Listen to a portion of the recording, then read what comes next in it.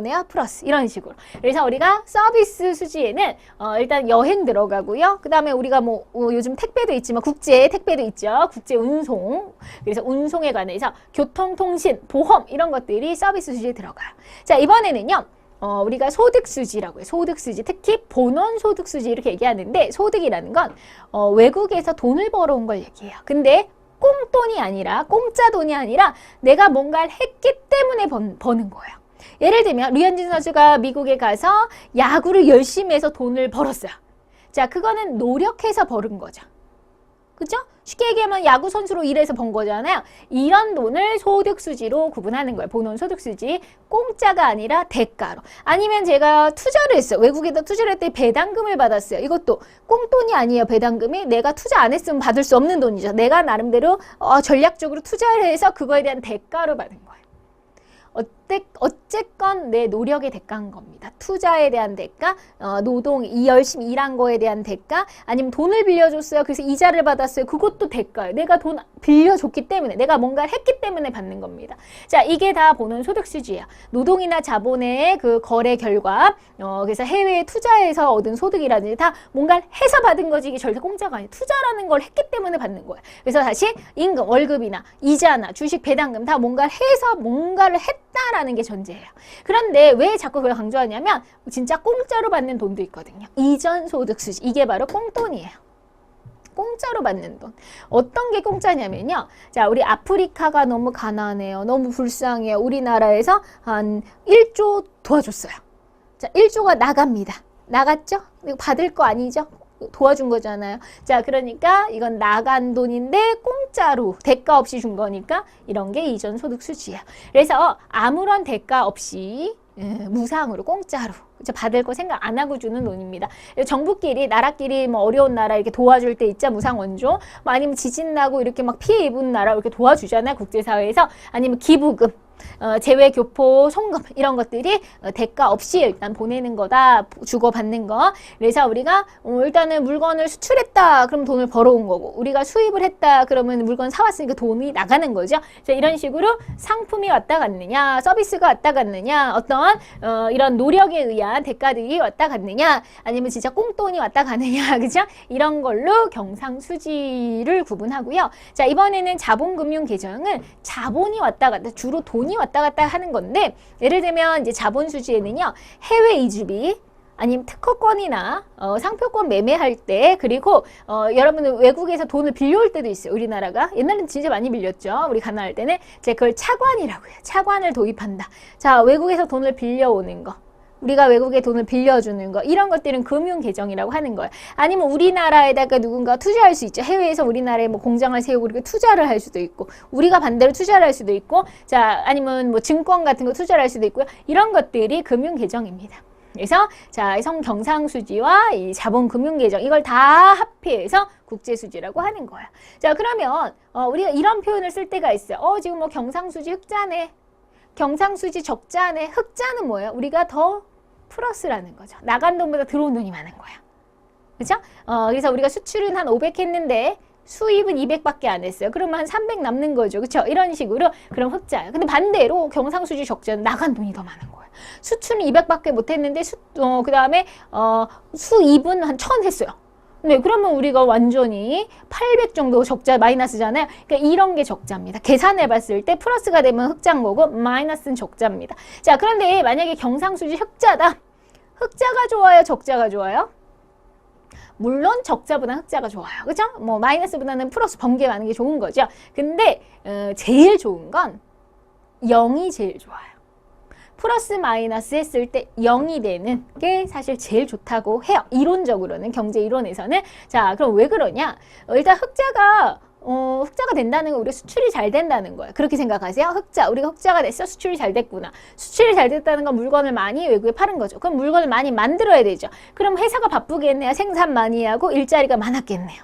일할 사람이 많이 필요했겠죠. 많이 만드니까. 자, 그러니까 돈을 많이 벌어왔잖아요. 우리가 소득도 늘어났을 거고. 근데 이렇게 돈을 많이 벌면서 물가도 많이 올라갑니다. 그게 좀 나쁜 점이죠. 물가가 상승한다는 거, 이런 거 좀 나쁜 점. 자, 적자. 그럼 반대로요. 우리가 적자라는 건 수출을 많이 못하고 수입만 많이 했어요. 수출이 잘 안 돼. 우리 물건이 안 팔린다는 얘기죠. 쉽게 얘기하면, 자, 수출이 잘 안 됩니다. 수출 안 되니까 물건을 못 만들었어요. 생산 고용이 줄어들죠. 자, 그러면 고용이 안 되고 돈을 못 벌어오니까 소득이 줄어들고 실업자가 늘어나겠죠. 우리나라 경제가 어려워지겠죠. 그렇죠? 네, 그래서 자, 흑자는 이런 좋은 점이 있지만 물가가 상승하고 적자도 이런 단점들이 있죠. 그래서 물건이 잘 안 팔리고 하니까 제일 이상적인 건 그래서 들어오고 나간 게 똑같은 거. 들어오고 나간 게 똑같은 게 가장 그리고 균형이라고 표현하는 거. 외화 수치와 수치급이 딱 똑같은 게 균형이고 이게 가장 이상적이다, 바람직하다라고 얘기를 합니다. 이론에서는. 자, 그러면 이제는요, 우리가 해외에서 이렇게 해외 거래를 하다 보면 또 외국에 나가고 들어올 때 뭘 따져봐야 되냐면 환율을 따져봐야 돼요. 1달러가 얼만가. 그쵸? 엔화가 얼만가. 이런 식으로.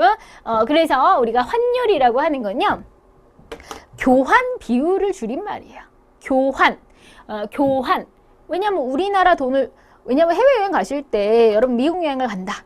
자, 한국 돈만 들고 가면 안 되잖아요. 한국 돈을 쓸 수가 없으니까. 그러면 일단은 미국 돈인 달러를 교환해야 되죠. 은행에서 일단 교환을 해서 가시잖아요. 그러면 내가 지금 10,000원을 주는데 달러를 얼마만큼 바꿔주느냐 그게 궁금하시잖아요. 그렇죠? 자, 얼마만큼 교환을 해줄까 그 비율. 1달러에 얼마.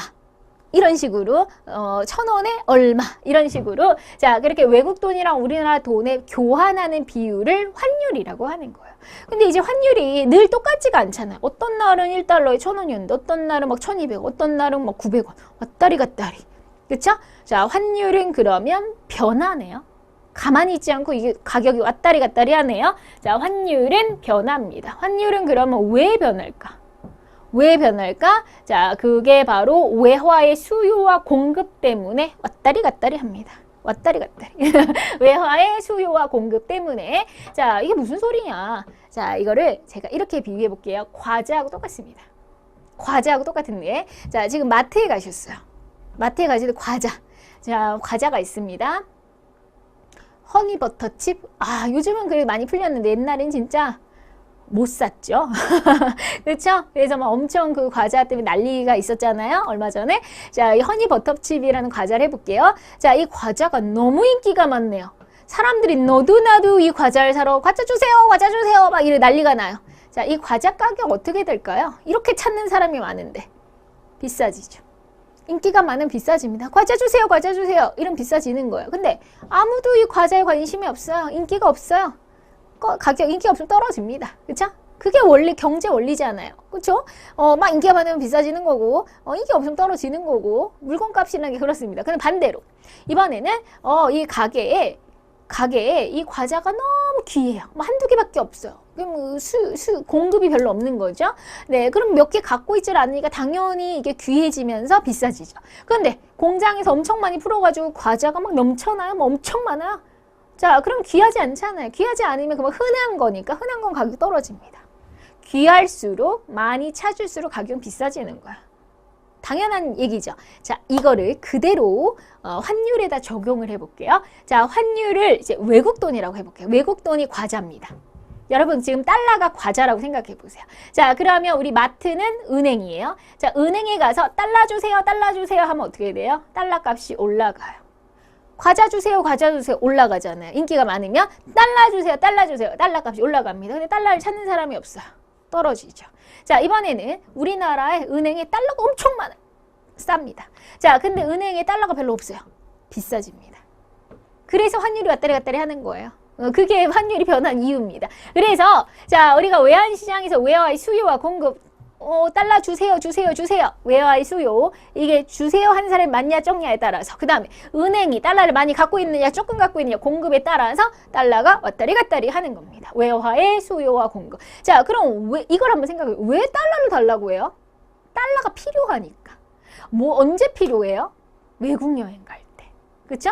자, 그리고 외국에 자식이 있어서 뭐 돈을 붙여줄 일이 있을 수도 있잖아요. 그럴 때 달러 필요하겠죠. 아니면 외국에다 꼰돈이 있는데 갚아야 될 때. 아니면 우리가 수입을 많이 해서 돈 줘야 될 때, 이게 다 달러가 필요한 거죠. 그러니까 그런 일들이 많아지면 달러 주세요 하는 일이 많은 거고 달러가 비싸지는 거. 반대로 자, 이번에 우리가 수출을 많이 했어요. 달러를 왕창 벌어왔죠. 우리나라에 달러가 많이 들어왔네. 많아졌어요.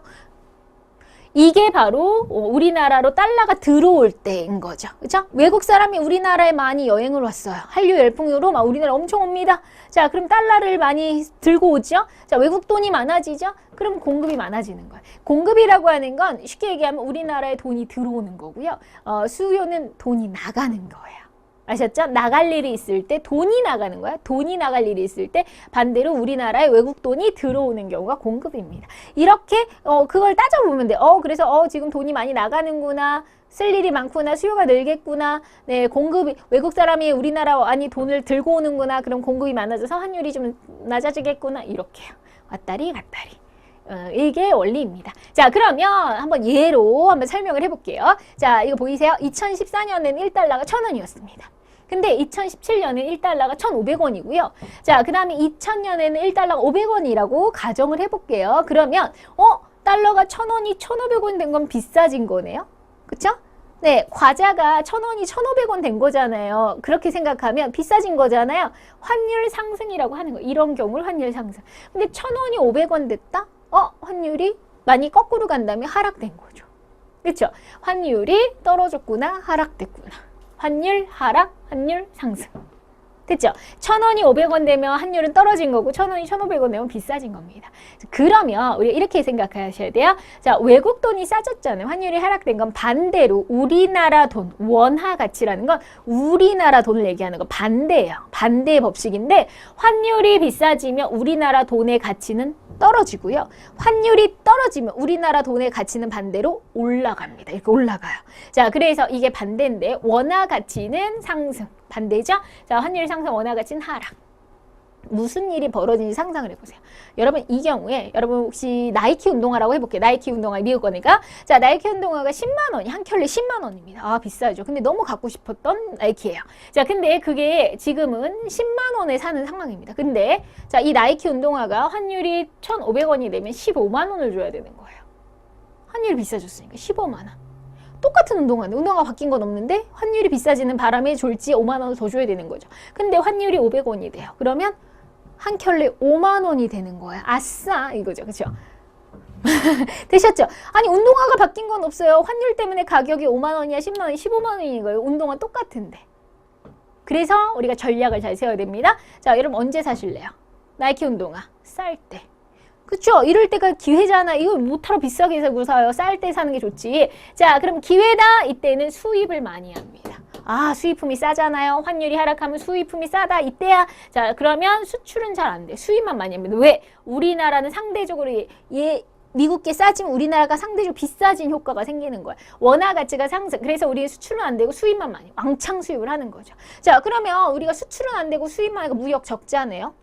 그렇죠? 경상수지 적자, 경상수지가 악화돼요. 무역 적자가 되죠. 자, 그러면 우리 달러만 나가고 달러는 뭐 돈은 못 벌고 돈만 나가는 거잖아요. 달러가 나가죠. 자, 그렇게 되니까 우리가 자, 지금 물가가 비싸지진 않습니다. 우리가 돈을 벌어야 우리나라 물가가 올라가는 건데 그 물가가 비싸지진 않는데 그래서 수입 원자재 가격이 이제 하락할 수도 있다라고 표현하는 거고요. 자, 그러면 자, 외채 상환. 그리고 보세요. 환율이 싸지니까 우리가 외국에서 물건을 사올 때, 뭐 이렇게 원료 같은 거 사올 때도 싸지겠죠. 그렇죠? 그런 가격 하락의 효과는 있어요.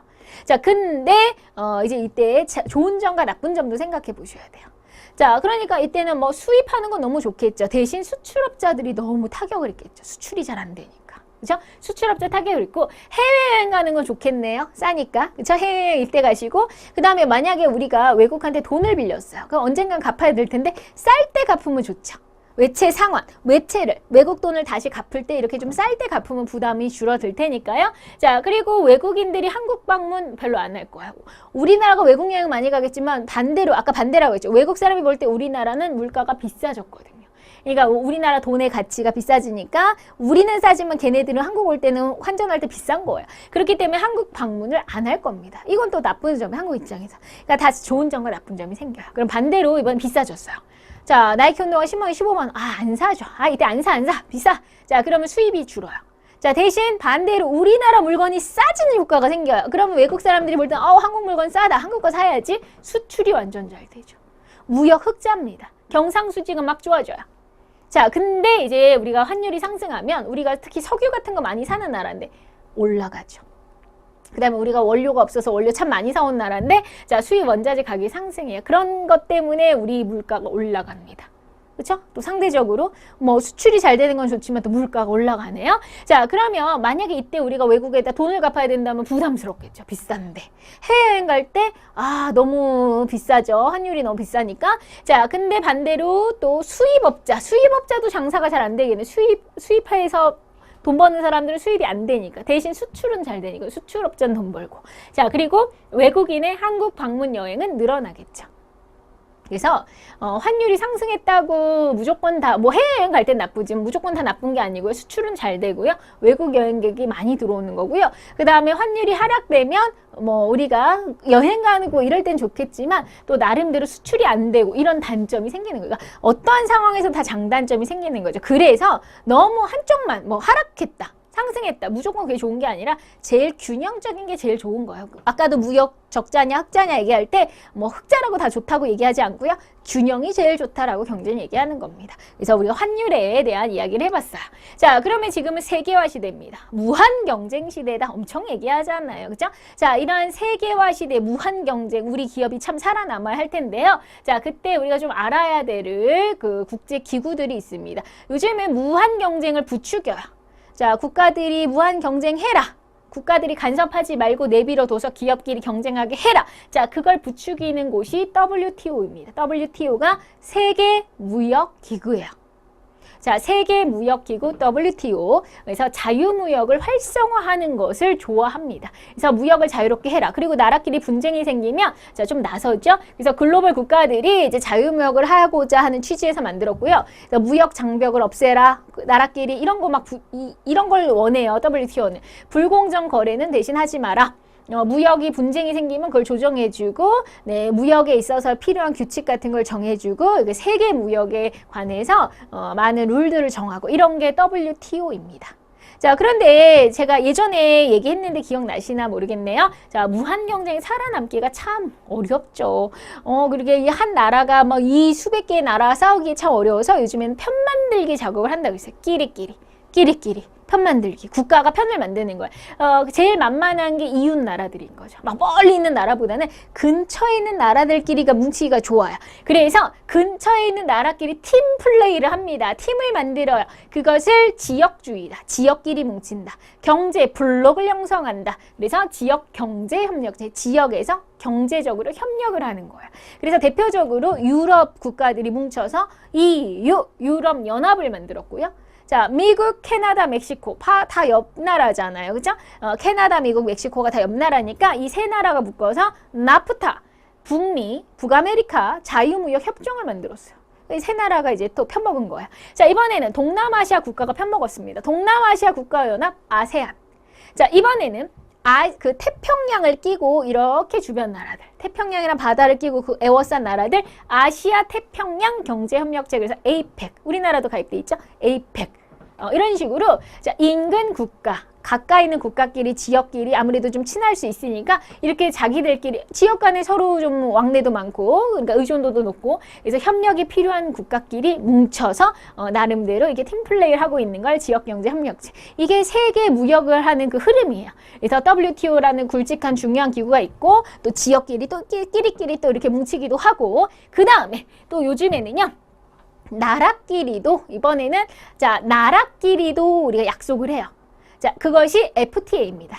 FTA는 자, 번역하면 자유무역 협정이에요.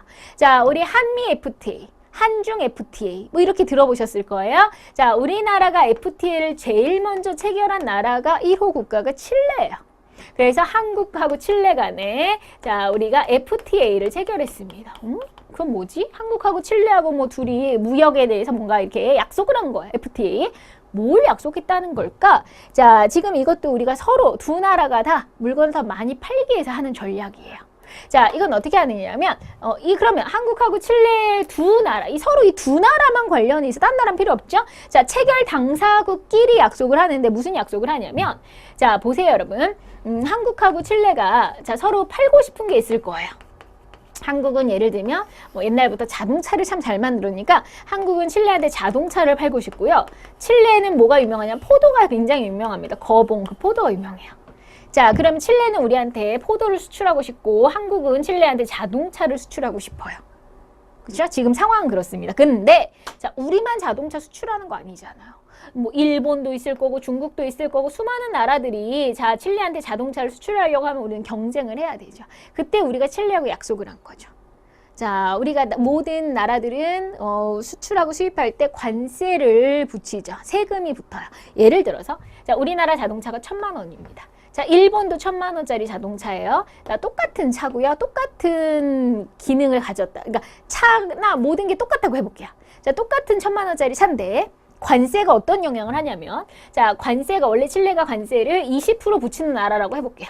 자, 그러면 자동차는 얼마에 팔리냐면 1,200만 원에 팔리는 거예요. 원래 1,000만 원짜리 차가 관세가 붙는 바로 20%의 관세 때문에 칠레에서 1,200만 원에 판매가 됩니다. 근데 우리나라가 칠레하고 FTA를 맺기로 했어요. 그러면 어떤 약속을 하냐면 관세를 줄여주겠다. 이런 약속을 보통 해요. 자, 그러면 일본의 FTA를 체결 안 해서 계속 1,200만 원에 팔아야 되는데 우리는 약속을 했잖아요. 자, 너네 나라는 이제부터 관세 안 받을게. 아니면 관세를 줄여줄게. 이런 약속을 하는 거예요. 그러면 자, 1,000만 원짜리 차를 1,200원에 팔다가 1,200만 원에 팔다가 우리나라는 이제 관세가 없으니까 1,000만 원에 팔 수 있죠.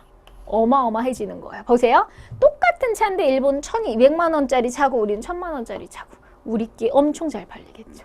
당연히 싸니까 200만 원의 차이가 나잖아. 그러니까 우리가 더 무역에 있어서 득이 되죠. 그러면 우리만 득 보면 안 되잖아요. 우리도 약속하죠. 칠레 포도 올 때 역시 우리나라의 수많은 뭐 이제 포도를 수출하는 나라가 있을 텐데 자, 칠레 포도는 우리가 관세를 받지 않겠다. 그러면 역시 칠레 포도가 더 싸지는 효과가 생기는 거고 더 많이 잘 팔리는 거죠. 그렇죠? 자, 그러니까 두 나라 다 득을 위해서 이득을 위해서 이렇게 약속을 하는 거죠. 그게 자유무역 협정이에요. 근데 자, 그러면 좋은 거구나. 근데 모든 게 다 완벽할 수는 없거든요. 보세요. 우리나라에 포도 키우시는 분들이 계시잖아요. 포도 농가가 있잖아요. 근데 이 포도가 이렇게 싸면 우리나라 농가 어떻게 해요? 칠레 포도 싸요. 맛있어요. 그러니까 우리나라 농가는 우리나라 포도가 더 비싸고 뭐 맛도 비슷하고 이러면 우리 농가가 경쟁력이, 그러니까 우리 농가는 죽는 거죠. 그렇죠? 그러니까 분명히 크게 나라 전체를 볼 때는 득이 될 수 있지만 분명히 또 그 누군가에는 피해가 될 수 있는 겁니다. 그러니까 다 모든 게 다 완벽할 수가 없어요, 사실은. 네, 그래서 자, 그러면 또 포도 농가는 힘들어지게 되는 거고요. 근데 우리가 요즘에 수출 수입을 굉장히 많이 하고 웬만한 뭐 농가들, 농업, 농산물 이런 것도 다 개방을 하다 보니까 우리 농가들이 굉장히 어려워질 수밖에 없는 거죠. 그렇죠? 그래서 자, 우리가 세계화에 WTO도 있고 이렇게 지역끼리 팀 먹는 지역경제협력, 이걸 지역주의나 경제블록이라고도 합니다. 자, 그리고 나라끼리 이런 식으로 자꾸 FTA를 많이 체결하는 거예요. 여러 나라들하고 점점점 체결 늘려서 우리가 그만큼 이 나라에게 독점적으로 많은 것을 수출하려고 그런 전략을 세우는 거, 이런 것도 상식적으로 좀 알아두세요. 자, 오늘은 이렇게 국제 경제에 대한 이야기, 세계화에 관련해서 이야기를 해봤는데 문제 풀어볼게요. 자, 1번. 다음 중 국제거래 특징에 대한 설명을 모두 골라라.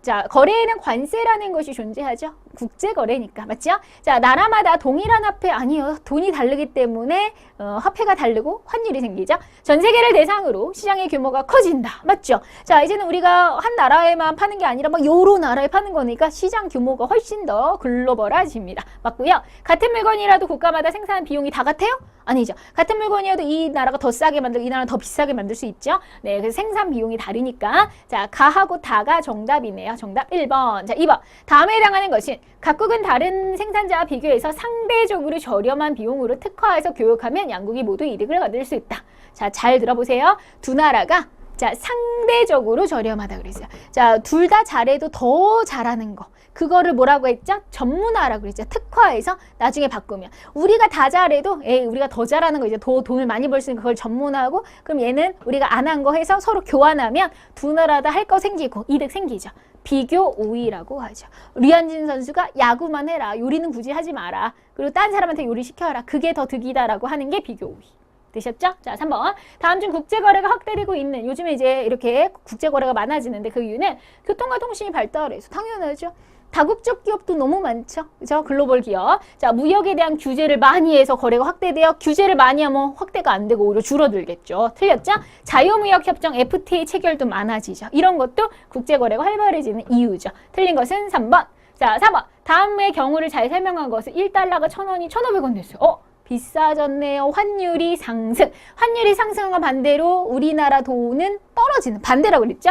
환율 상승은 원화의 가치가 반대로 떨어지는, 상승이면 얘는 떨어지는, 우리나라 돈의 가치가 떨어집니다. 반대로 환율이 하락하면 우리나라 돈의 가치는 상승하는 거예요. 그럼 이 상황은 바로 4번이죠. 5번. 다음에 해당하는 국제기구는 세계무역의 증진을 목표로 1995년에 설립되었습니다. 국가 간의 무역 분쟁이 있을 때 판결도 해주고 강제 집행을 이용해서 마찰 조정합니다. 1995년에 생긴 게 WTO 세계무역기구고요. 분쟁이 생길 때, 무역 분쟁이 생길 때 조정해주죠. 자, 그러면 정답은 1번입니다. 자, 이렇게 해서 우리 문제까지 모두 풀어보셨습니다. 뭐 환율이나 비교 우위, 뭐 국제 수지 이런 개념들이 나왔죠. 항상 이런 개념들을 우리 검정고시에 잘 물어보니까요. 개념 위주로 정리 잘 부탁드릴게요. 여러분 수고하셨습니다. 여러분들 화이팅!